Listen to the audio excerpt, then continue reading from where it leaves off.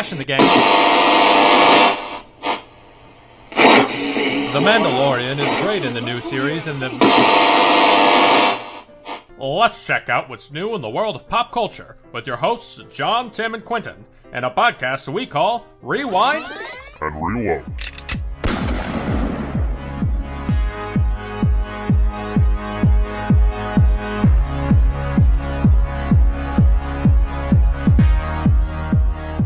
Hello, and welcome back to another episode of Rewind.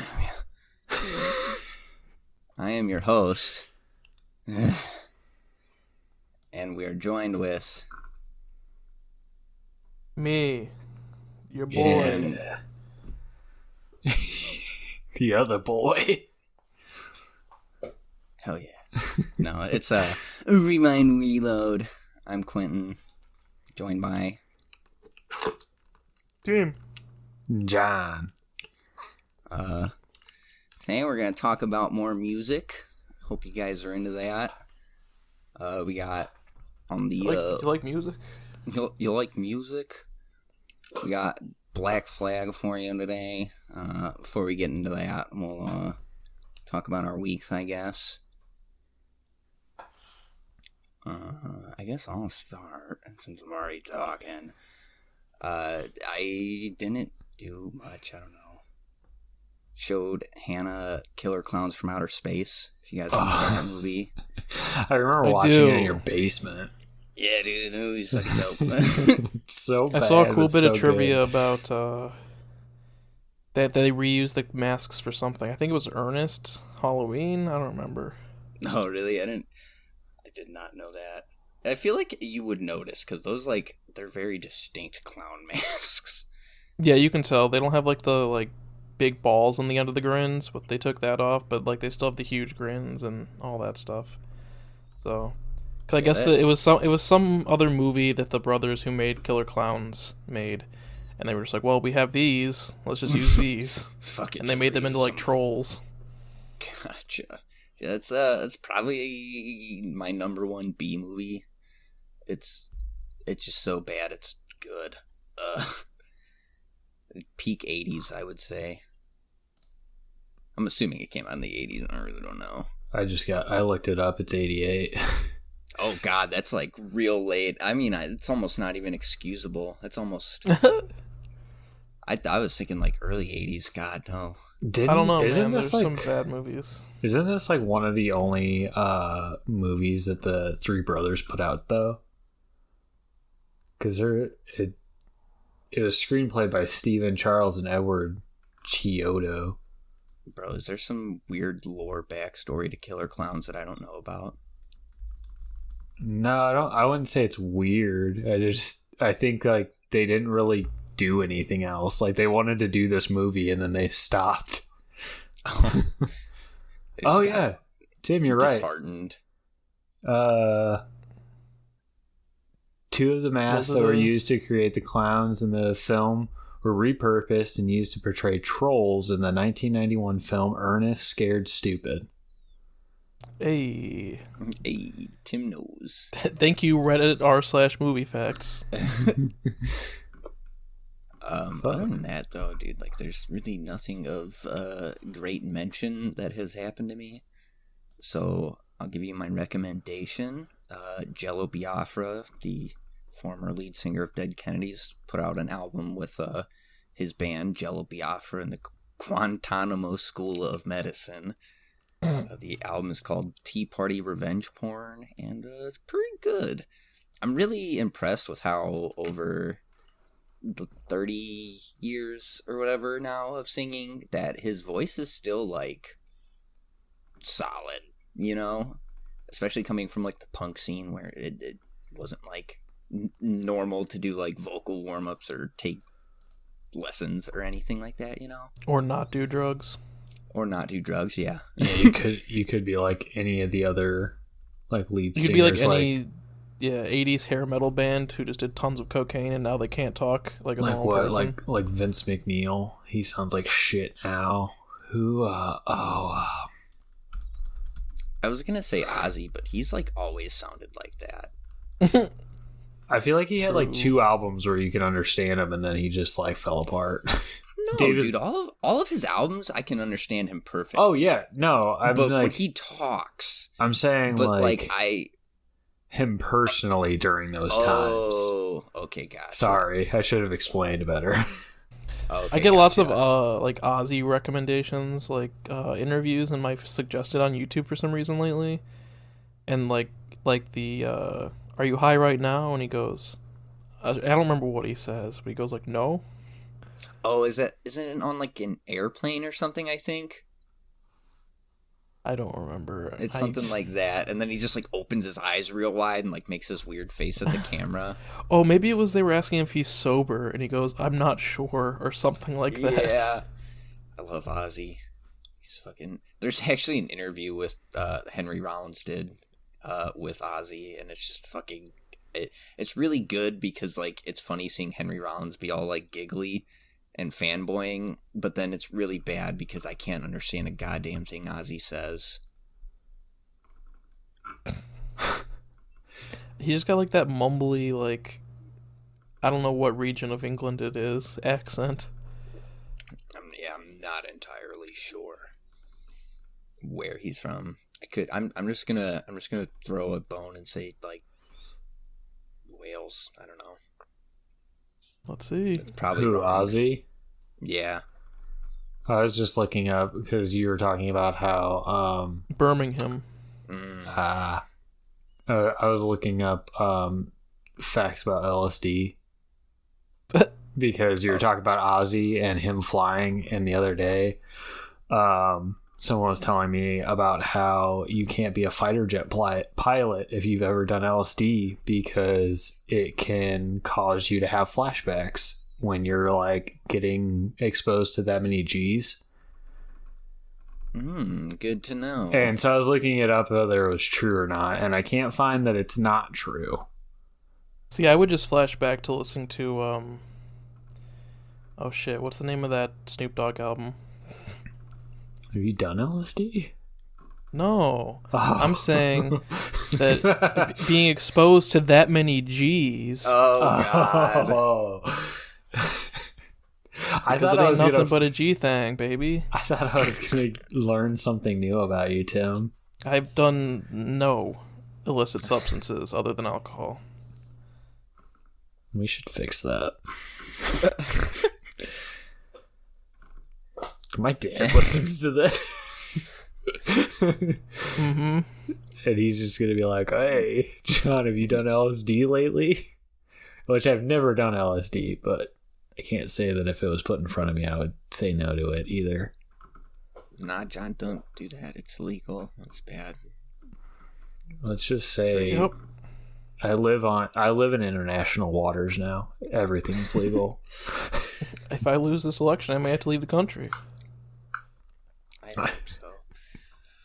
You hope we lose this election, so we have to leave the country? No, you didn't hear about that? No. The current president said that if he loses the election, he may have to leave the country. Good. He may oh, just good. leave. He's going to take the Edward Snowden approach and live in the Moscow airport. That man's a fucking So idiot. my week was also very uneventful. I played a game called Phasmophobia. I don't know if you guys have seen this. It's all over I've YouTube. heard Why about is- it. yeah, why What does is that it all sound about? It's my like familiar? dream game that I talked know. about probably on the other podcast I did. Oh, it's basically like a VR ghost hunting game. yeah. And I don't play it in VR, but it is also it's just So it has VR though? it has VR support, yeah. Oh, Okay. Quentin, don't you have a And it VR? I do. it is the most terrifying game one of the most terrifying games I've ever played. It's just so atmospheric and like it's made by one person, which makes it even more impressive to me. Yeah. Cause I just watched gameplay on like one of the gaming channels I follow, or I guess pop culture channels I follow on YouTube. One of the chicks on there did a live stream Watching of it. BuzzFeed Gaming. No, it's What Culture. I don't know if you ever watched that. No, I've watched their comics channel quite a lot. Yeah. Because they kept getting popped into my recommendations, and I was like, yeah, I do want to know the top 10 most disturbing things the Joker has ever done. Their comic ones are really bad. I used to watch those. I don't like the person that runs their comic one. No, they're not great, but I keep watching them. Their horror movie person, like the host for that's really good. And one of the gaming girls is pretty good. She's funny. I also played the Final Fantasy 14 update, but I'm not going to go into MMO talk. I'm going to recommend a movie from like 2017, I think. Brawl in Cell Block 99, starring Vince Vaughn as God, yes. big muscular tough guy with a heart of gold, who has a cross tattooed on the back of his head. I can't really say much about this movie without like giving anything away, but it's like very violent. So if you're not into that, maybe skip this one. So it's not a comedy. I just hear Vince Oh, Vaughn no. and I think comedy. Oh no, absolutely not. It is quite the opposite. Oh. There are some moments where I'm like, is this played for laughs? Like, there's a part where there's just a character who just, every scene he's in is smoking a cigar, and I was like, is this supposed to be like a joke? I'm not sure. Because at the same time, oof. So did he do like the Bryan Cranston approach and go from comedy straight into like a straight fucked up killing situation? Kind of. I've seen him in some other serious stuff too, and I can't think of what it is, but yeah, he went from like weird goofball like pee pee poo poo comedies to like straight drama. This, and I'm just like, oh. It's a crazy jump, like, and it's impressive that some of them can pull it off. I haven't seen this one, so I need to. Yeah, I don't know if you've seen one of the directors. The director's only made 4 movies. I don't know if you've ever seen Bone Tomahawk, but he made that as well. It's like a cowboys versus cannibals movie. I've heard of it. I just haven't watched there's some scenes in that I was like, ooh. And then, like, I guess he just has a thing for very not, I wouldn't say realistic, but very, like, gratuitous violence on screen. Because there's some stuff in both movies where you can look at it and be like, alright. That wouldn't work that way, but I like this in the context of the movie. So that's my recommendation. Nice. My weekend was, or week, whatever we want to call it, was very uneventful. We decided to remodel our bathroom. So it's really hard. Pee pee poo poo. It's, luckily we have a half bath, so we can still pee and poop. But it is hard to take a shower because the whole bathroom's ripped up besides the shower. Do you only have one bathroom, one shower? We only have one shower. We have 2 bathrooms, though. We have like a half bath and then the full bath. So, yeah, it's just difficult to shower. You can do it. It just gets irritating because then you gotta like put stuff on the floor. And, like, there's no towel rack up or anything. But I'm almost done with it. I'm almost done with it. Just hung a towel rack. Probably. Even though it's not done. Just fuck it, dude. Just hang it from like the ceiling or something with like a fishing hook and like a screw wrapped around some fishing wire. Yeah, dude. Adapt. Improvise. Overcome. Yeah. Well, besides that, my recommendation would be The Boys. The Boys. Yeah. The show or the comic, because we could make more pee pee poo poo jokes. Yeah. No, the show. I haven't watched enough of I haven't read enough of the comics to actually recommend that. I'm like 2 volumes left, and I still think the show is doing things better for like a modern audience than the comics were, because like we talked about off recording, but the comics were like a parody slash like jab at the comics industry in like the mid to late 2000s, and the show is more of like a jab at like the book movie industry. So there's a lot that's like kind of lost to the times, but also at the same time, like there are jokes in the comics that I'm like, oh, yikes! I don't know if you could say these things today. I mean, I agree with that. Yeah, from what There's a lot of from Garth what I've done Ennis so stuff far, like that though. So I just know about this show through memes, and I feel like I could probably, if I look at enough memes, piece together the first season. it's funny because there's a subplot revolving around memes in season 2. Oh, that's fucked up. Yep. This is how they want me to experience the show.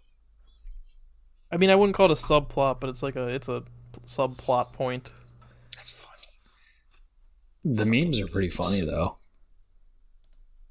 It's like funny because of how bad, or like you talking about the real life memes or the memes in the show? The memes in the show, like The memes in the show are like funny because of how bad generic and realistic they are, because of like certain groups of people don't know how to like make jokes or make memes. Yeah. So yeah, I would also recommend The Boys. It's a good watch. Don't watch it with your kids. Watched it yet, but after I watch it, I'll probably recommend it. I've seen some Amazon reviews where people were like, "I watched this with my kids," and it's like, nah. You should know it has an MA rating. Do not watch this with your children. Oh God, no! I would never. Like, who sees the fucking mature rating and is like, "Yeah, this is good for little Billy"? Well, we're talking about groups of people here who didn't have the national movie, whatever it's called, until like the 80s. It's fair enough. So like you could just have straight up titty in a PG movie, and that was okay. Hell yeah. That's what I'm talking about, dude. Let's go back. I feel like a lot of the people that watch The Boys with their kids, like now, are a lot of the people that took their kids to go see Deadpool when that came out. Oh, yeah. Because I remember going on like the opening night of Deadpool and how many children were there. And then I felt like it ruined my experience because I was like, wow, these kids shouldn't be here. So then I had to go see it again. Upset. Angry at the parent. Wasn't there like an ad for Deadpool 2 where like they like explicitly stated like this isn't a kids movie? Yeah. And I'm sure people still brought their kids to go see it. Yeah, I don't get it. Well, you slap a Marvel logo on it, and parents are like, "This is good for my children." Yeah. And it's Marvel just and Disney know best. trying to think of like other Marvel. Well, I guess Deadpool's the big one where it's like, I wonder how many parents took their kids to see Logan and were like, "What the fuck?" Ooh, I don't know. I feel like that one, like, it just looked darker in general. That one, though, I felt like your kids would just be, like, kind of scarred in a different way. Like, there wasn't anything where your kids would come home and be like, hey, like, I mean, I was what's a scarred pee-pee? well, I'm scarred in retrospect seeing Captain Picard. He's the only good part of the X-Men trilogy. So. Oh, yeah. He's not even that good. But he died in Logan. It's an old movie. I do not care about spoilers. Alright, well, on that note, I think we'll spoil you guys and give you an ad break. How about that? Such a spoil.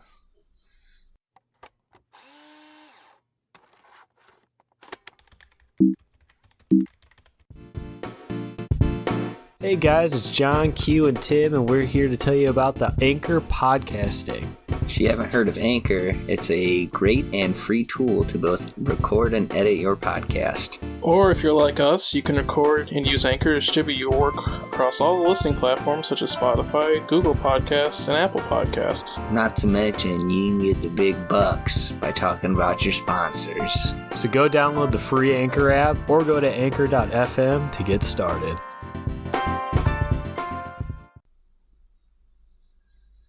And we're back. So, as previously mentioned, we're going to be talking about Black Flag today. Assassin's Creed Black Flag? Yeah. Actually, funny enough, trying to look up, interviews and stuff, I would just type in Black Flag, and I would get, I would get so much fucking, gameplay. I'm like, this is not what I want. No, stop.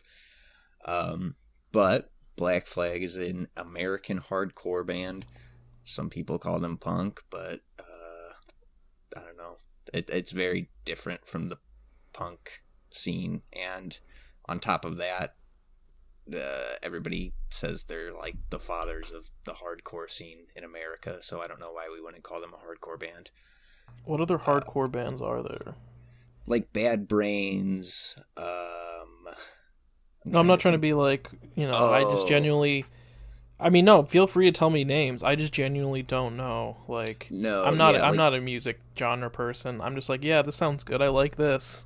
I'm kind of there with them. Bad Brains would be the biggest example I could think of as a hardcore band from that time. I guess hardcore is more just a fusion of punk and metal. I was gonna say thrash.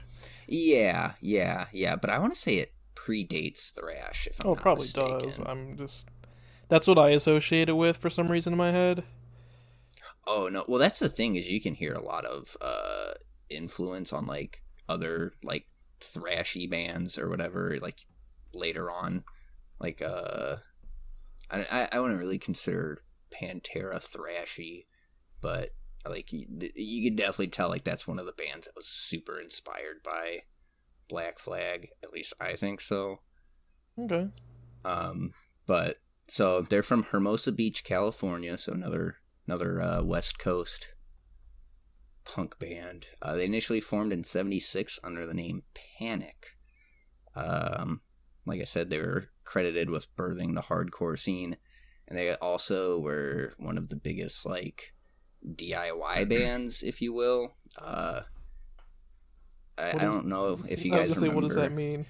I don't know. You remember how the Dead Kennedys had their record label Alternative Tentacles? Oh, okay. Black Flag had that. Yeah. They just handle all of it themselves instead of... Yeah. The touring, the management, everything is just them. Gotcha, okay. Yeah, they had a label called SST, which was responsible for putting out a lot of the hardcore and punk bands like the Descendants, Minutemen, Bad Brains, like I said earlier. So they not only musically inspired the genre, but they also, put the genre on the map because they were one of the few people putting out this kind of music. And yeah, it was all just do it yourself. They started it themselves, and that's pretty much how it always was until their breakup. In total, there have been 20 members throughout the lifespan of the band, meaning you can have 2 separate baseball teams, and each team could have a substitute player if you could get everybody together. Unfortunately, that will never happen because not pretty much everybody, but a lot of the members dislike each other. And that's pretty much what led to the breakup in '86. Well, that's even more reason for them to play a friendly game of baseball. Yeah. I want to see, Henry Rollins as one of the team captains. And then the first singer, Keith Morris. I don't know if you guys know who he is, but he's he's this white dude with super, super long dreads. Oh, boy. And he is one of the most fucking annoying people in the punk scene, in my opinion. I'll get into it in a second, actually. Holy shit. Sorry, Yeah. I just looked at the picture of him. He looks like a fucking tool. He is a tool, yes. I'll talk about him like at the end. I'll talk about like my favorite and least favorite members of the band. But the spoiler alert: I do not like Keith Morris. He just turned into like a super boomer in his old age. So I guess do you guys want to? I guess we should start with their early years, right? Teach us. So, like I said before, they formed under the name Panic with original members Keith Morris, singer and also fuckhead, Greg Ginn, he was the guitarist, and only member to be in the band from start to finish. So he saw every other, 19 other people in the band, but he was the only one who was there from start to end. Spot, who... Once again, we have really bassist. funny names in the punk scene in the 1980s. Yes. I Or don't know 70s? this- Late 70s, probably? Yeah, right? Yeah. this was technically like 70. Yeah, this would be 76-ish. Yeah. Spot wasn't like a permanent bassist though. Like he was just a fill-in that they like had at the beginning. He actually then became the producer for them at SST, or engineer, I think. Sorry. I don't know. There's a lot of weird different titles you have in the music industry. And then finally Brian Migdal on drums. Like I said, it was hard for them to find a bassist. So they would rehearse without a bass player, and that kind of gave way to Greg Ginn's style of guitar. 'Cause I don't know, without the bass, that he kind of needed to like also kind of give the song some like oomph. You know what I'm saying? Because like the bass doesn't. It's not like super overly heard in a lot of punk, just because like a lot of punk just very MIDI sounds. Not mid, not MIDI. Dude, I wish it was MIDI sounds. But yeah, it's all like mid tones, so the bass gets drowned out a lot, but it still needs to be there. I mean, I feel like a lot of people underappreciate the bass. Dude, the bass is one of the coolest fucking instruments in the world. Unless like someone's doing some slap bass, everyone's like, I don't hear it. Yeah, but it dude. matters a lot, especially with timing. Yeah, dude. Like, That's what Seinfeld taught me. dude, that Seinfeld song slaps. I tried to get it, funny enough, I tried to get that to transform into a MIDI and it didn't translate well. What the fuck? Who was? Even I though think it's- the guy from Les Claypool. Isn't he the one who did the Seinfeld theme song? Well, I don't know, to be honest. Let's look it up. Seinfeld theme artist. Theme artist. I'm getting Jonathan Wolfe. I don't know who this is. Oh. And it just says no for creating the theme and music for the television series Seinfeld. I always thought it was the dude from Primus. That was like what everybody. No, he did. That was the hot rumor. He did the theme song for South Park. Oh, Yeah. okay, that's right. You are. Because like I knew he did South Park, but I was like, I don't know about. Yeah, when you said Primus, I was like, oh, I know they did something. Yeah, Primus did Or like South somebody Park. from them did them. Gotcha. So originally they were inspired by, who would have thought, the Stooges and Ramones, much like everybody in the 80s who wanted to be a musician but didn't have extensive knowledge of playing. It's not like an insult on the Stooges or the Ramones. They're just known for like more simplistic, like raw energy, and opposed to like super overly technical guitar solos and shit like that. All the arena rock that was happening in that time. In 78, they changed the name to Black Flag because there was already a band named Panic. The name came from Ginn's brother, Raymond Pettibon, who also created the logo and most of the album art. If you've not seen it, some of it's cool. Some of it's like, I mean, it's all really cool, but like some of it's just like fucking like very over the top. but in a good way, I guess. I don't know. Pettibon said that if a white flag represented surrender, then a black flag represents anarchy, and that's how he came up with the name and the logo. 78 also saw the addition of bassist Chuck Dukowski, so they finally had a permanent bassist. But then he would be kicked out, but kept as the touring manager for whatever reason. Yeah, you're not very good at bass, but if you could like arrange our tours, that'd be pretty cool. But we're only gonna pay you like less than probably what you would make as a performer. But it's it's fine, whatever. It's Actually, like, I'm pretty sure, like, they all said, like, they were all fucking, like, super pro throughout the entirety of Black Flag. Oh, probably, honestly. I think from what I've heard is, basically he wasn't playing to the standard that Greg Ginn wanted him to play, but he still wanted him around because he was, like, good at management or whatever. Oh, okay, fair enough. Yeah, Greg Ginn was very weird and kicked people in and out a lot. In 79, Keith Morris left the band, thank God, citing creative differences between him and Ginn, which we'll see happen a lot between a lot of members, and also Morris's own freaking out on cocaine and speed, as he has said himself. They picked up Ron Reyes as a singer, and he only lasted until 1980, where he just quit in the middle of a show because the crowd was getting too violent. So for the rest of the show, they just had people come on stage and sing the songs. So after him, we have Des Cadena, who was another fan, who just kind of like got on stage one time, and then they took him in as singer. But then he eventually stepped down because he didn't know. Like, he didn't have any knowledge of singing, so he fucked up his voice, and he just wanted to play rhythm guitar. Oh. That's basically, like, the early years, like, everything that happened before, like, the band started, like, really getting known.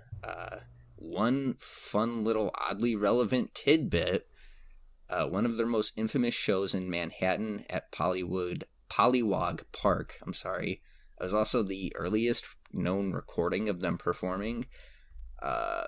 This was at a family park. Sorry, I just read ahead. Yeah, this was at a family park in Manhattan, and they got the gig by telling the promoters that they were a Fleetwood Mac Rumors era cover band.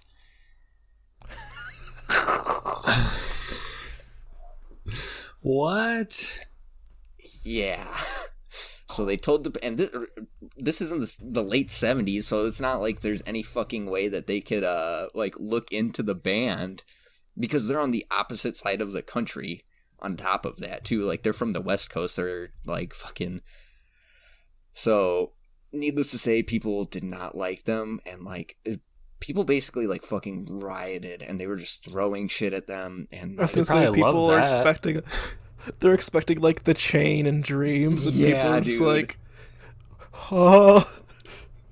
And then they probably, I don't know, I haven't listened to the recording, but I'm assuming they played like Nervous Breakdown and shit like that, and it's just like, Jesus fuck, I could just imagine a crowd like expecting just like, oh, some nice Fleetwood Mac, and then just getting fucking blasted with like just very abrasive music. Fuck. That is probably one of my favorite things I've ever heard of a band do in my entire life, if I'm being honest. So, after a myriad of lineup changes, the band eventually picked up Henry Rollins on vocals in 81, who was actually the longest-lasting singer for the band. His time with the band is referred to as the Rollins era. The way he got in the band was fucking crazy. Like, he literally lived in DC, and he was working at a Haagen-Dazs. They played a show out there. They still didn't have no. Des Cadena was singing still, but he wanted to step down and play rhythm guitar. So they were just having people like come on stage and sing with them at their shows, which is pretty punk, if you ask me. And so Henry hopped on stage. A few days later, he was at work, and he got a call from Ginn, and Ginn was like, hey, You should audition for the band. And the rest is history.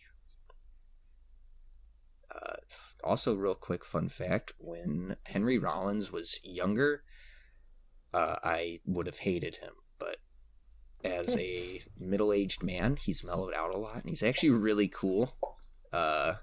There's this interview he was doing a while ago, and they were talking about, like, pirating music and stuff like that, and he's like, I literally don't care. Like, if you don't have the money to buy my music, at least, like, you're still rocking. I'm not going to come after you like Lars, like, making fun of Metallica and the Napster situation. But yeah, that was... Holy shit. I forgot about the Napster thing. Yeah. It comes up every now and then and stuff that I, like, listen to or watch, and I'm like, oh, yeah, that happened. Yeah, that's pretty much the main reason I don't like Metallica. It's just because they're like, I don't get money, even though I'm already one of, like, the richest fucking acts in America. There's never enough money. Yeah, there's never enough money for Metallica. Or any superstar. It's true. Yeah, the I was only gonna band say... you can't, like, talk shit about that for is, like, Kiss, because, like, they've made it clear from the beginning. There's like, we're here for the money, okay? Fair enough, yeah. Yeah. I was gonna talk about them being huge sellouts, but, yeah, I guess if they're just upfront with the fact that they're like... Yeah, from day one. Kiss Yeah, Army actually, is just a money grab, completely. That's another cool thing about Henry Rollins is he says you're not a sellout because you made money, like you're a sellout when you make an album that you didn't want to make. Or when you make Kiss coffins. That as well, yes. Or when Also, your son traces over Bleach manga and tries to peddle it off as his own. Who was that again? That was Gene Simmons' son. Oh my god, yeah. I forgot about that entirely.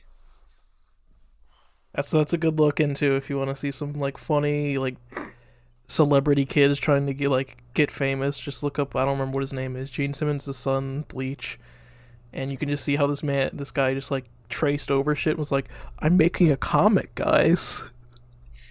You gotta respect the hustle, right? You know? Yeah, I guess. I'm looking up his son's comic right now, and wow. Dude, it's real bad. Wow. He just added, like, some stripes and shit, literally... and was like, it's just traced.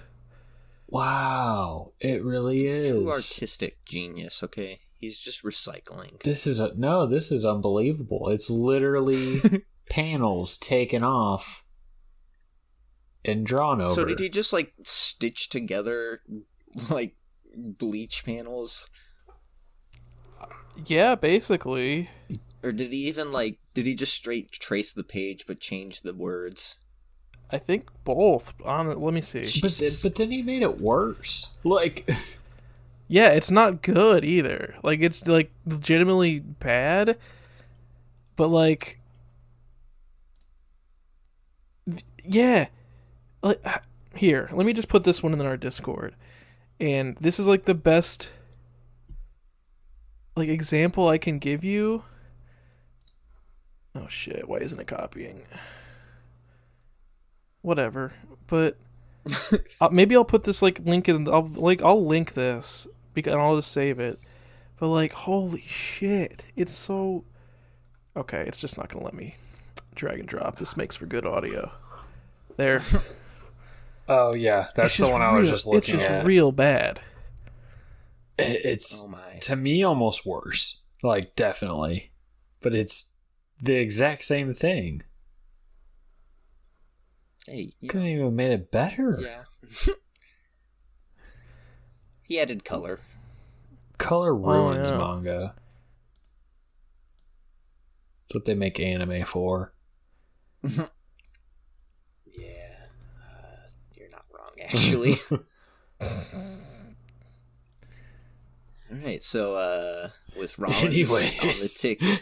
Yeah, with Rollins on the ticket, the band began working on their first studio album, Damaged. Damaged has been described as one of the best albums to come out of the West Coast music scene. It also in the inspired 80s. Suicide Squad Joker.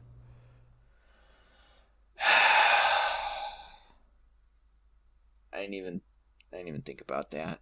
Neither did I until I had to unmute myself to tell the joke. God damn it. I would definitely agree though that it's up there for me. It's one of the best albums of the 80s in my opinion. Best album, best Joker. There you go. No. Damaged, unlike the Suicide Squad Joker, captured a very raw and explosive energy that has, in my opinion, been tried. Like, bands have definitely tried to replicate this, but nobody has ever come close. I don't know. Everything that was going on, like socially, politically at the time, fueled like the anger and everything on going into the album, and it definitely is just a very real experience, if that makes any sense. You definitely feel angry. Like I will put on Damage and I'm like, oh, I need to go do physical activities. Fuck. Like you can't just like sit there and listen to it. Like I need to lift weights. God. I need to hoard all the weights at my gym. And not re-rack them. I was gonna say Yes. I never re-rack them. Can't you don't re-rack weights. That's why they hire people to work at the gym. I just fucking throw the weights. I just throw them back. If they land in the racks, fine. If not, I don't care. Punk. Fun fact about the album, there's no distortion used on any of it. The quote-unquote distortion that you hear is because they recorded above like a bar, and they would record late at night when the prices were lower. So, and since they had to drown out all of the noise below them, they would just play loud as fuck. So there's no distortion pedals or anything like that. It's literally just, it sounds like that because it's just fucking loud. Which I didn't know that was a thing that happens, but I think it's neat. I just think they're neat. It was supposed to be distributed by Unicorn Records, even though, like I said, Ginn had his record company. But I don't know if it was like one of those deals where he's just like, I have too much going on. We're going to let somebody else handle this. So they tried to go through Unicorn, which is a subsidiary of MCA. Oh boy. And there's a story that the head of MCA heard the album after they started printing copies of it. Like, I've heard different numbers, like 20,000 copies or something like that were already printed. And then he heard it, and he's like, I don't want to distribute this. It is anti-parent. What does that mean? That's what I've been trying to figure out ever since I heard that statement. I have no idea. Anti-parent. It's not like 2000s emo music where they're like, fuck you, mom and dad. Right? You don't understand no. me. I really don't know what that means, but or does that mean like anti-establishment? I don't know. That's what I'm thinking they meant, but anti-family values. They are declining Western civilization. So what the band had to do was they put stickers over every album that was printed over the MCA logo, and it said something. It basically just made fun of the anti-parent thing, because the guy from MCA is like, we're not going to put these out. So they're just like, all right, fuck it, we're going to put them out ourselves through SST. And they just covered up every single thing with a sticker that said, this album is anti-parent. Just to be like, hey, fuck you. Fuck you, parents. I don't know. There's like differing stories on if it's true or not. Some people just claim that Unicorn Records was managed like shit, and that's why MCA didn't want to distribute it, because they were going to lose money on it or something. This also led to issues with Unicorn Records that made it so Black Flag couldn't use their name on their albums for a few years. And the only thing that saved them was Unicorn claimed bankruptcy and then violated something. and then the company just went under. So then they got out of litigation, basically just because the company failed. That's a strike of good luck for them. Right? That's what I was like. You can't even use your name. Can they still use their logo? I don't know if you know that. I was just gonna say, like, no, they weren't. Oh. They weren't allowed to use the name or the logo. What if they just united the 3 bars and put a big BF over it? That maybe would have worked, but and just call themselves BF instead of Black Flag. Fortunately, that never had to come to it because Unicorn just fucked off and ate the shit. After Damaged came Family Man, which is a half spoken word, half instrumental album. Side A is Henry Rollins spoken word, and side B is instrumentals from everybody else. They definitely, you can hear like an evolution of their performing in it for sure. From like Damaged to that one, I don't remember how many lineup changes happened in between those 2 albums coming out, but you could definitely everybody was definitely starting to get better at what they were doing, which was cool. And then after Family Man, we had My War, which sounds like a sludgy hardcore Black Sabbath album at times, which makes sense because everybody in the band has said they were inspired by Black Sabbath, so it's no surprise that they made a very Sabbathy sounding, at least instrumentally, I should say. Like the guitar riffs are very Sabbathy. There's no better way to describe it. After that, we had Slip It In, which I don't know how to describe really. I've listened to it, but it's like one of those albums that I don't know where to place it on the compass of music. It's good, but I don't know. And then Loose Nut is their last studio album, if I'm not mistaken. And like I said earlier, I 100% believe that all of the members of Pantera listened to this album multiple times. Like the song Best One Yet literally just sounds like a Pantera song.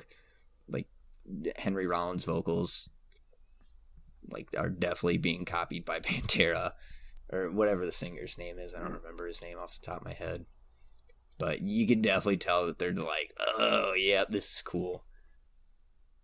I don't know if that's true or not, but you know what? I'll email Pantera and ask them if what's they the are name of that just a family that ripoff. has like 30 kids? The Duggars? Yeah, that's actually their 2 favorite albums too, Slip It In and Loose Nut. No, God. That was, I was trying to think of a joke. That's a good one. I had to take that one full.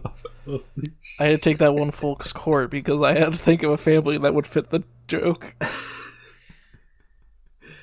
That's so good. Jesus Christ. That was so good. Thank you. I need to regroup for a second. I've never... Whew. I never thought about that. I'd never put that... Whew.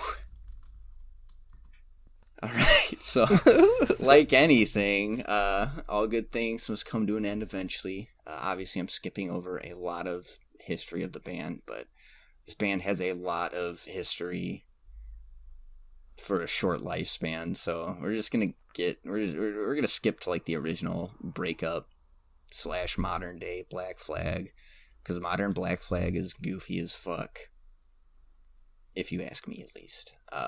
So Greg Ginn's work ethic, which is one of the reasons the band was able to get good, was also ultimately one of the reasons the band split up, or would lose members through the years. Greg wanted Monday through Sunday to practice for at minimum 3 hours. Wow. So all week. Every day. 3 hours at least. On top of always like touring, because they were always playing shows. When would you have time to do drugs? Right? Well, actually, fun fact, Henry Rollins has said he smoked pot once in high school and has gotten drunk like twice in his life. Yeah, I watched an interview didn't with him inhale. saying that stuff where like he really hasn't done very many drugs. Yeah, and he's just like, he's not like, I'm not anti-drug, it's just they didn't interest me. But definitely other members of the band, like Keith Morris, obviously, he said himself his speed and shit was one of the reasons he left the band. But yeah, that's probably one of his things. He's like, I don't have time to do drugs, come on. God, I hate Keith Morris. Well, his personal life section on Wikipedia says he's been sober since the 1980s. But it also says, for some reason, his personal life section is very short. It's just he has been sober since the 1980s, and in 1999, Morris was diagnosed with adult onset diabetes, which is nothing to laugh about. But I just like, okay, What? Top 2 That is- diabetes. That is just like the most random thing. Like, he's living a nice, healthy, sober life. He also has diabetes. Like, what? exactly, yeah. That's a Okay. message to you kids at home. If you don't want diabetes, keep doing drugs. Yeah. You don't want diabetes, don't do the no sugar. He probably gave up drugs and started eating a bunch of food. I'm pretty sure that's a thing. Yeah, because like when you Like, give up an people who stop addiction, you drinking. like if you give up an addiction, a lot of the times you take on another one, and like Yeah. a lot of people go to food. Yeah. I hear that like a lot with like drinking, because then you just like go to eating, so you can like also keep getting all those calories you're losing from all of the alcohol. Yeah, But I don't know, dude. Every beer is super light nowadays. It's like, wow, it's crazy, right? You know? I don't know anything about that. I don't really drink. You can just drink some nice spiked water. I like spiked water more than beer, to be honest. I don't drink I beer. I don't dislike beer. I just don't really I also generally. don't drink heavily normally. Yeah, So. I just never buy it. And now with COVID, I don't go out and drink. So Fair. Fair enough. I think. Yeah. Oh, sorry. No, I think. It's, Oh, I had Culver's for dinner, nice. and I ate. I'll note that one down. No, leave that in there. Okay. Okay. If you insist. So, yeah. Let the record show he wanted it left in. I ate a lot of chicken tendies. Chicken tendies. I think this is like there's a good look into like passion / obsession with Greg. He definitely toes the line very very hard. Like, is this a passion project, or are you just like fucking like obsessive compulsive, you know, to like want to like forcing people every day to practice? Like, I get it. I was gonna say that's not very punk. Right? Fuck. There was also a lot of infighting in the band. In Henry Rollins' book, Get in the Van, he published some of his journal and diary entries from his time in the band. And in one of the journal entries, he like specifically says that he thinks that Greg hates him. Creative differences were also a reason. I don't think I mentioned, but stylistically, each album was pretty different, which I know partly had to do with Greg. But fuck, I mean, like, they were switching, like, people every album. Like, they had a different lineup. So obviously, how do you you're stay gonna have, consistent? like, a different. Yeah, exactly. And like that was actually one of the things that bothered Rollins about the band. He basically said once that, you know, why don't we make a record that was like the last one, so people won't always be trying to catch up with what we're doing, which I think is kind of true. Because definitely every time like I would listen like to a different album, I'd always be like, what the like. You know, like I never like could really pinpoint like just like a specific sound for Black Flag to describe them, because everything is just so fucking different. So So they're the Arctic Monkeys of the 1980s hardcore scene. Yeah, dude. Essentially, yeah. That's actually a really good analogy. Yeah, dude, it was weird. But I think this also had part to do with Rollins, because Rollins had like a very big influence of music. So I think he also contributed to that. But that's just me. So in '86, Ginn called Rollins, and the way the conversation went is Ginn told Rollins that Ginn was quitting the band, and Rollins said he always thought that was some kind of dark humor thing, since Ginn was the one who started the band, so the band just broke up then and there. Yeah, like, how do you keep going on with the band if the last remaining member of the band is quitting? Yeah, exactly. Like, what? How does that work? Does he? No. But they didn't stay dead for very long. Actually, it's kind of I was about to be like, bro, they stayed dead for a while. 17 years. It was only just long enough to make alimony payments. Yeah. They reunited multiple times. In 2003, they did 3 shows. And if I'm not mistaken, these were charity shows where all of the profits went to cat shelters. Because in his older years, Greg Ginn got super into rescuing cats. I think that's actually really dope. That's probably one of the cooler things Ginn has done in his later years, is that. And then in 2013, they reformed with Greg, Ron Reyes, Gregory Moore, and Dale Nixon, which is a pseudonym used by Ginn. So I don't know how he's in the band twice, but, whatever. But there's one last plot twist. During a show in November 2013 in Australia, tour manager Mike Vallely, like pro skater Mike V, What? came on stage and took Reyes' mic and ousted him from Black Flag, and then sang the last 2 songs. And since then, Mike V has been the lead singer of Black Flag. Reyes was actually relieved to not be in the band anymore, so I guess everything's cool. But yeah, so Mike V's the singer now? Like, are they still together? Yeah, no, they're still together, and Mike V is the front man. In 2000, when they actually reformed in 2003 too, when they would perform the My War songs, Mike V would be the singer. Even back then, but I didn't want to tell you guys that yet because I wanted to just surprise that fact on you. Yeah. Yes. There's. I don't know what to say. I was just be like, that really took me. Yeah, for in surprise. Oh my god, he's 50 years old. Right? Yeah, he's old as fuck, dude. Dude, a lot of the guys we think of as skaters from who weren't that old in our youth are fucking old as shit. Yeah. Bam's only 41. Bam is 62 if you count how long he abused alcohol. Yeah.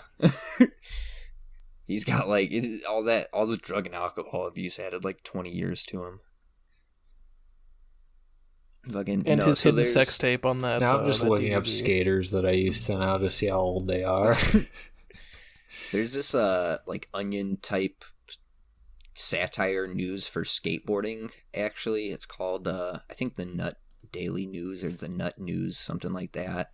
And they had this post not too long ago, and it just said Henry Rollins is the new front man for Mike V and the Rats, because Mike Vallely used to have a band back in the day too. After his skateboarding career. Huh.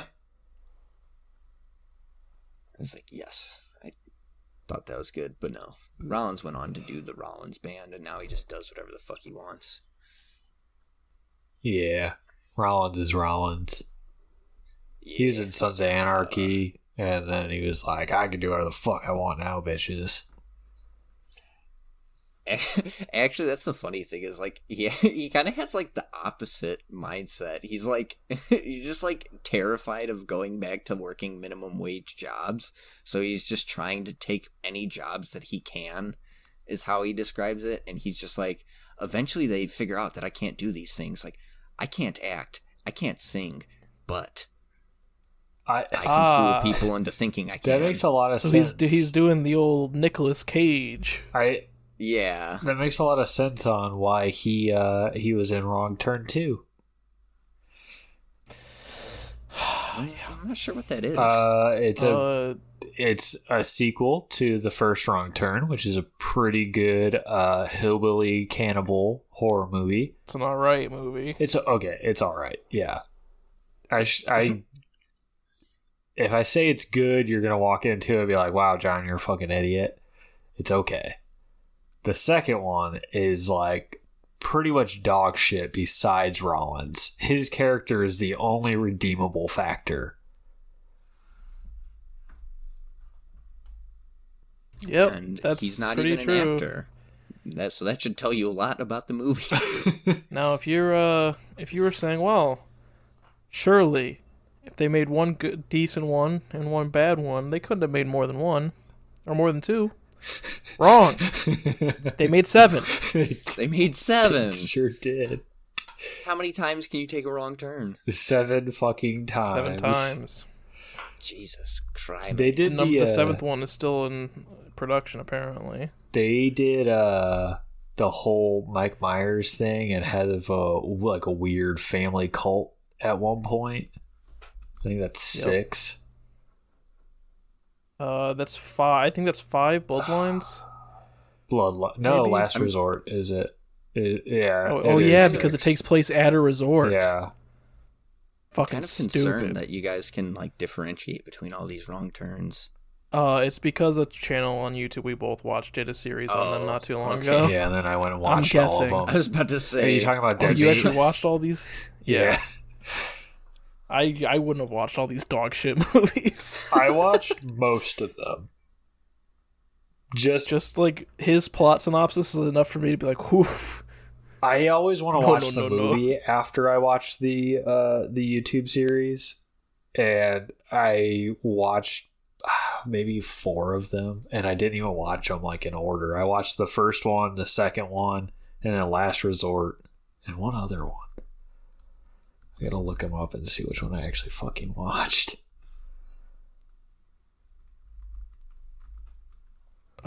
Yeah, no, he's in. Oh, also, you guys blew my fucking mind before we were recording. Oh, telling yeah. me that Henry Rollins was in Korra. Oh yeah. Apparently, he was on Jackass at some point. What? That wouldn't surprise me, actually. Yeah, that one doesn't. That's not huge. Yeah. But Probably more so as like somebody who is like antagonizing the Jackass crew as opposed to being like part of the jackassery, you know? He was in Bad Boys 2? Was he a bad boy? I mean... no, there's only 2 bad boys. There's only 2... Well, there's 3. And he was not one of them. There's 3 Bad Boy movies, 2 Bad Boys. I've never seen any of them. You've never seen the Bad Boy movies? No, I don't know. They're not. They're the best. They're bad, but they're like good. I've seen like a total of 5 movies in my lifetime, and one of them is Killer Clowns from Outer Space. Another one is Aladdin. Which one? The original cartoon Okay. one. The good one. Good. And I can't think of another movie I've watched right now. He was in a series that my grandma used to watch. You want to guess? You want to guess what it's called? What? Z Nation. Z Nation? It's all about. He was in it's a- all he about was in a- zombies. It's kind of like Walking Dead. Dude, it's really bad. It's too. really Like, terrible. My grandma likes really bad horror movies, and I think that's why I like To them. Okay. to be like clear, it's like a sci-fi original. Yeah. So that's why. I think that's what I got. Like, why I like terrible. Apparently, Movies. he was in Adventure Time. What? as Bob Rainicorn. Oh Henry my Rollins god, no way. Yes. was Princess Rainicorn's dad? Oh my Yeah. god, yeah. He was in Teen Titans too. What the fuck hasn't he been in? I don't know, man. Stuff that I never knew about. That's insane. Wait a minute. He played Robot Man in Batman: The Brave and the Bold. Oh my god. His voice acting is like really good. He played, because I remember him in Teen Titans like very vividly now. My mind is just being blown right now. Oh my god, he's this character. Okay. Who else is he? He is Trucker in American Dad in one episode. Oh, okay. Yeah, you know, the character that just is named after his job. Oh yeah, no, that's the episode where Steve has the back brace, and you find out Sure, dude. Stan's bald and has been wearing a toupee his whole life. Oh, okay. Gotcha. I know the episode you're talking about now. Yeah. Apparently he was in Heat with Al Pacino and Robert De Niro. See, dude, Doesn't say who he was. He's been fooling the industry for a while now. He's be like, oh, I'm not a good actor, and then we're pulling up his fucking IMDb, like, all right, dick. Yeah, dude, he like explicitly says like, I'm not good at singing, I'm not good at acting, I'm not good at this, but I'm gonna keep doing it until people figure it out. Fair enough. Apparently nobody's figured it out yet besides him, Apparently- I guess. According to his Wikipedia, he also auditioned for playing Negan in The Walking Dead. Oh, actually, I heard I that. can see that. I think he would have done really good at that, actually. Not that I have like a super Oh, okay, hold on. large He knowledge also of that auditioned. show. Rollins also auditioned for Negan in the Walking Dead television series and inspired the character's characterization in the comic book series of the same name, but eventually lost the role to Jeffrey Dean Morgan. I like Jeffrey Dean So apparently Morgan the a lot, character- though. Yeah, same. Apparently the character in the comic books is just like based on him somehow, like on Henry Rollins somehow. So the comic book character is based off Henry Rollins, but the person who plays him in the show is not Henry Rollins. Yes. That's funny. How's that work out? I'm just going through his IMDb now because it's longer than most people's. That's the thing. Like that was probably something he picked up from Black Flag. Like they never refused to play at any venues. I feel like he just doesn't refuse any job that's thrown at him. He's just like, "Yep, I'll do it. Whatever." He was in Let's Batman just do it. Beyond. I don't know about you guys, but I think that's all I got. Yeah. I just want to that's do. all I'm also just looking through his IMDb. Henry Rollins' IMDb. This turned from a Black yeah, no, Flag episode to a Henry Rollins episode real fast. Yeah. What if he would have been like a guest appearance on the show Black Flag? That would have been pretty good, but that didn't happen. Why the fuck? Yeah, that was a perfect opportunity. Just like have him as a cameo of like some background pirate who has like one line. I would love to see Henry Rollins as a pirate. They passed that up apparently. Fucking idiots. Idiot. I'll make my own pirate show, and I'll cast Henry Rollins. It'll be a YouTube Red exclusive. Ugh. Could be like Cobra Kai and get picked up by Netflix after YouTube drops it. Oh yeah, I forgot all about that. Yeah, no, it keeps fucking recommending it for me all the time. It's like, I don't care about the Karate Kid. Why would I care about Cobra Kai? Yeah. Just because. Whoa, hold on. He was in the World War Z audiobook? What? Was he the person who read it? Oh, there's multiple people who read. There's like a how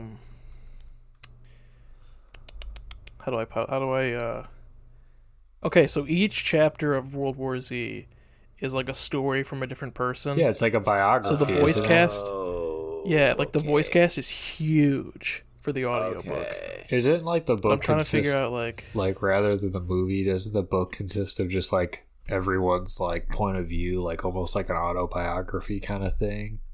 the book is like I think it's straight up titled like Stories from the Zombie War or something, but it's like a collection of like stories leading up to, during, and then after from like a bunch of perspectives.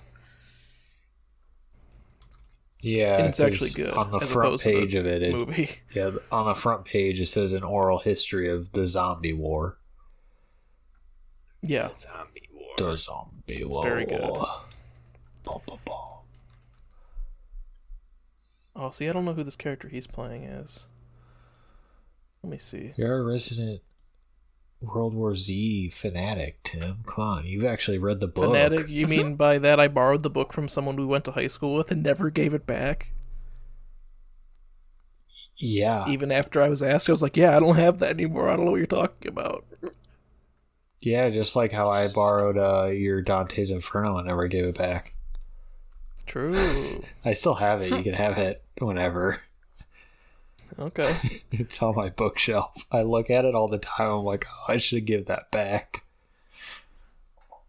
That's fine. You guys want to do wrap up? Yeah.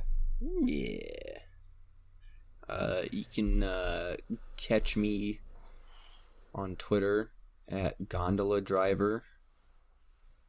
I drive gondolas and shit. It's pretty cool. You see pictures of me out on the river. I post a lot of them in my gondola that I own. Hmm. How much do you Nice. charge? It depends on my mood. If I'm hungry, usually like a sausage. If I'm Oh, it's like a tired- barter economy. Yeah. I don't accept money. No. Just like trades. Like if Well, I'm with tired, the U.S. economy and the condition it's in, who can blame you? right? If I'm tired, I just want like a white Monster or something. Give me my boomer juice. White Monster is the best. I Yeah. think I'm gonna stop. Unironically, it is. I'm gonna stop drinking it because I saw a picture of Ted Cruz drinking it. Ted Cruz is my spirit animal. First he I ruins can't- beards, and now this. I can't enjoy anything that Ted Cruz enjoys. Okay, it's just not. No. Dude, that tweet of like, my daughters will love this. I can't remember what it even was about. And then that juxtaposed with his questionable Twitter likes is so good. Truly the party of family values. Amen, brother. I didn't mention it, but I did write in opinions and ideas Tony Hawk, yes, yes, yes. Because there's been one Black Flag song in Tony Hawk. And I think it was only in American Wasteland, and it was... Shit. I almost want to say gimme, gimme, gimme. Let me see. I feel like that was definitely in a skateboarding game. I had like a page. Well, let's see. Rise Above was an American Wasteland and American Skateland. Apparently Six Pack was in the game Skate. Oh, really? Yeah. And My War was in Grand Theft Auto 5. But it's important for me to mention that American Skateland was a DS game. So I have to assume it was bit crushed all to hell. God, I'm gonna have to find that version. Which makes me extremely happy. But other than that, fun fact, you can find me at Hot Pink Waffles on Instagram. I still haven't posted any Simpsons funny edits. Or Simpsons sad edits, for that fact. You can find my Letterboxd reviews at Timmy C. I did well, no, I didn't. I wrote a very short review for Brawl and Cell Block 99. And I think that's it. That's all I have. You can catch me where you catch me, baby. I don't know. John Murray Holler on Instagram. Yeah, I have them all linked. It's alright. You don't have to remember. Yeah, I don't know. I don't really do much on Instagram. I don't really do much on any social media, so don't really bother. I mean, if you want to look at some old pics of protein powder sales. Yeah. I think I might have taken most of those down now. Because I got tired of doing that. It's okay. I actually like how you were doing like ambassador things for those workout companies. I was doing that one for Rat Bastard, but they posted something today. Like it was an ad, and it had like Ronald Reagan footage in it. So I'm done. I'm done with that. I'm pretty sure way? Like it definitely wasn't in a bad way.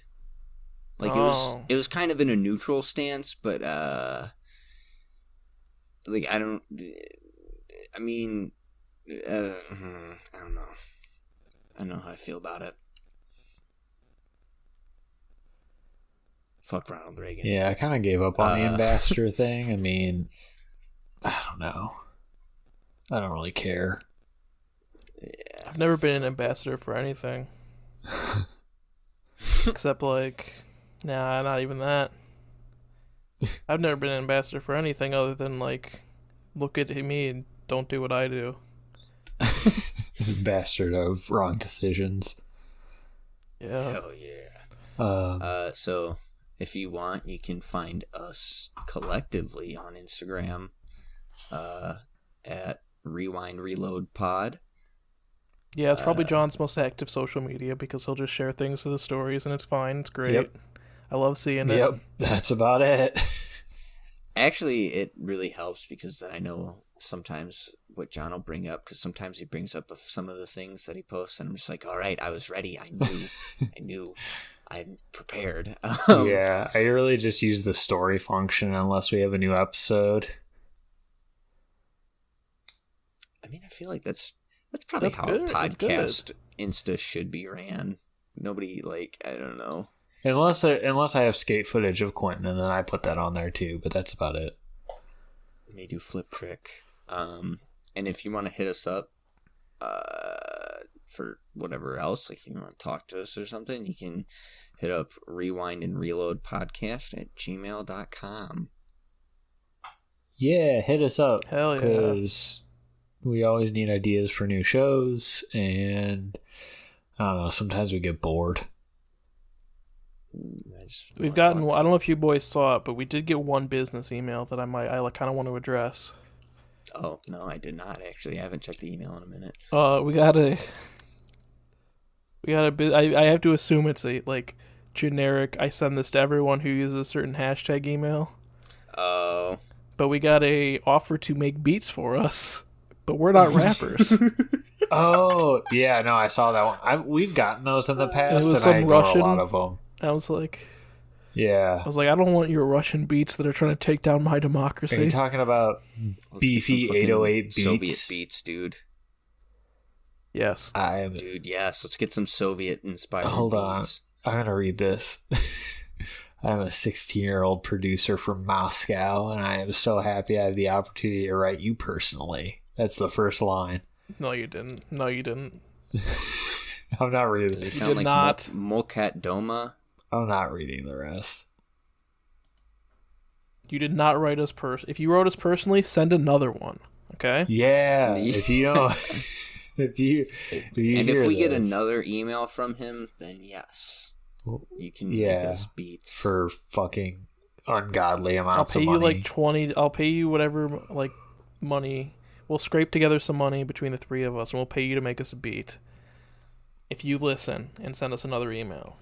If not, I'm sorry that your generic business email that you sent out did not get any replies. We've gotten some in the past, of people wanting to do our editing for us, and most of them are just you can tell they're just giant generic ones, and we don't. Which I respect. If it's just somebody starting out editing and just sending out emails to everyone they can, I gotta respect the hustle. But it's like, unless I'm putting out an ad for it, like, Yeah. I'm good. Yeah, and like the prices I feel like are ungodly usually. Oh yeah, it's like $45 an hour. I was like, nah. Yeah, it's like if you want to like get 10 Do you want to like bucks post off up on me, Fiverr and try? But I do my own editing for free. Tim does an Comes out amazing sounding job. okay. Tim does better than most. I mean, it doesn't hurt that we like have all invested not a decent amount of money, but like we've invested $100 or less into good like microphones, so that's like half the battle. Yeah.